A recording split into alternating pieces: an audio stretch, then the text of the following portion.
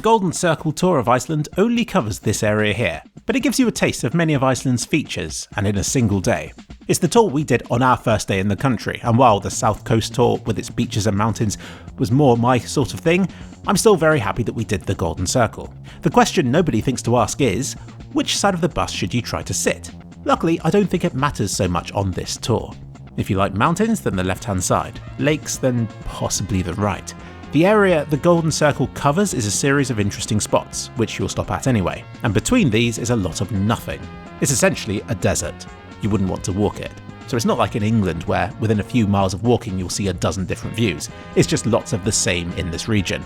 So I feel we didn't miss out much by doing this as part of a tour, and we felt we were given enough time at each spot before moving on. The other bit of advice I'd give is to wear fewer but warmer layers. This is just because you're constantly having to get in and out of a warm coach, so having to only worry about one thick layer is a lot less hassle than my 4 or 5 layers of thinner clothing that I was constantly putting on and taking off again. This advice applies to any cold place that you visit, but for some reason I still fail to learn. So we got picked up in Reykjavik, and the first stretch of the tour was dominated by views of this mountain on the left. I'm not going to try and pronounce it, but this is it just here. Actually no, I think I can pronounce this one. It's Mount Esja. There you go, I tried. At 3,000 feet, it's almost as tall as the highest mountains in England are, and while it's a very popular climb, given its close proximity to the country's capital city, from what our tour guides have said, it's not an easy climb. But this hasn't stopped them from hosting a music festival at the top of it. So the first proper stop on the tour is at the edge of a lake, and this is the name of it. I don't even know what this letter is. So you start at this lookout point looking over the lake, and it's all very pretty in all directions. But it's hard to take pictures of because there's no focal point.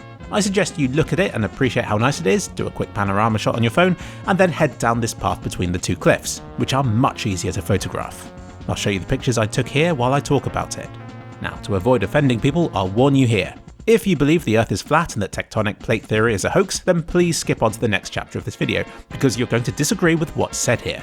In fact, don't even bother coming to Iceland, because the whole country is volcanic and active, and will leave you triggered and shaking, because of all the earthquakes here from its tectonic activity. So for anybody left who actually believes in tectonic plates and stuff, here is where the Eurasian plate is slowly drifting away from the American one, leaving a crack in the middle. There is a Tom Scott video explaining why this isn't really the case, but to summarise it, it's because plates don't separate cleanly, so it's more like stretching a bendy biscuit, and as you're doing this and the cracks are appearing, they're being continually filled with more delicious cookie juice. Eventually it's hard to say where one side ends and where the other begins, and which are just newly formed bits in the middle. It's just that this bit of Iceland happens to be one of the places where the stretch can be most evidently seen. So not ideal, I know, but that's just the way the cookie crumbles. All this stretching is great news for Iceland though. They're still unsure how exactly the island formed, but as the two plates drift further apart, they're pretty sure the country will continue to grow bigger and bigger. But where will this end? How big will Iceland eventually become? You'll just have to wait 100 million years or so to find out. This also used to be the spot where Parliament was hosted for some reason, but then it was later moved to the capital city. Might be a lot more convenient, but the view has certainly been downgraded. So the bus picked us up from the bottom of here and we were off to the next stop. We drove past the Geysers that we stopped at later in the day and straight onto this spot, called This, where there's a nice series of waterfalls.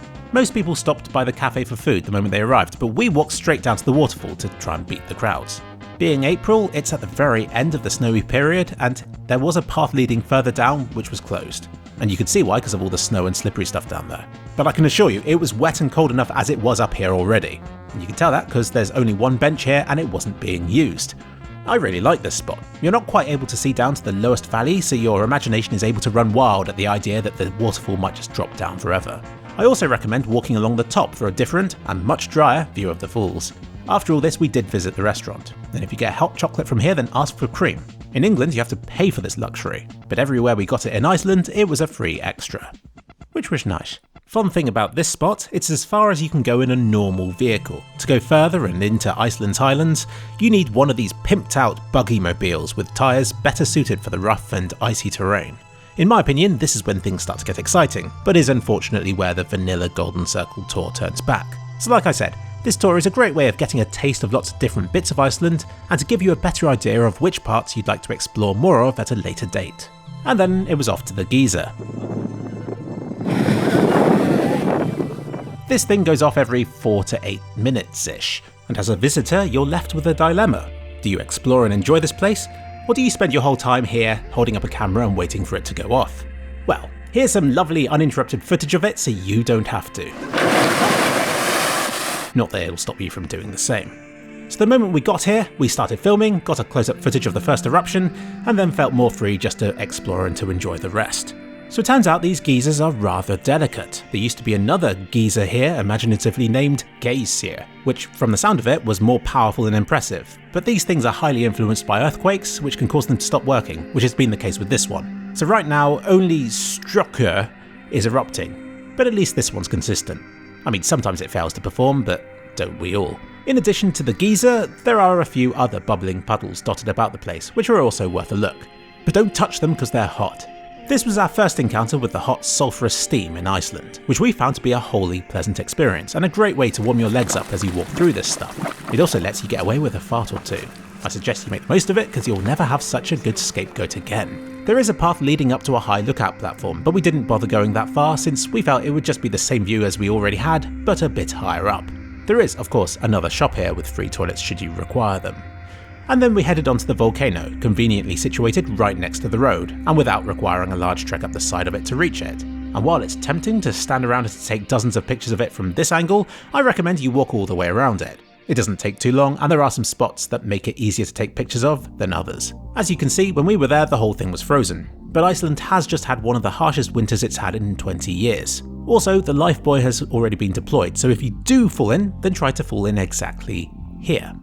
So that's the Golden Circle. Most of the day is spent travelling between these spots, so I do suggest bringing a good book to read, because while the views out of the coach's windows are nice, they don't change too often, so you probably will be bored of it by the end of the day. Now, we didn't just do the Golden Circle, we went on a bit of an extended tour that last stopped off at the Blue Lagoon, situated right down here. We had 2 hours here, and our ticket included a free drink at the water bar. I've already talked about the Blue Lagoon in my other video about Iceland, which will pop up on the screen right now. It is a true experience to first step into the water and to explore the various lagoons and sections of this place. There's a dark man-made cave thing which is hot and steamy, and most of the areas have seat areas around the side. Some bits can be gritty to walk on, but for the most part it's a well-polished, tourist-friendly location, and we saw a lot of people using their phones in and around the water. In short, you'll know if this is the sort of place you'll want to visit, and if you just want the experience of the warm water without requiring the exotic setting or exotic cost, then I can highly recommend the public paths around the capital city. But just don't try to take pictures in those. So all in all, the Golden Circle is an easy way of seeing stuff in Iceland that you won't be able to see if you just spend all your time in the city. The idea of driving in a foreign country scares the hell out of me, especially given how everybody else drives on the wrong side of the road. But if I did have to drive anywhere, then it would be on the Golden Circle, because there's very little traffic, very few turnings, and the roads are surprisingly well maintained, given that there's nothing around for miles and miles. So I hope you've enjoyed my summary of the Golden Circle. Click on the videos here to see more stuff.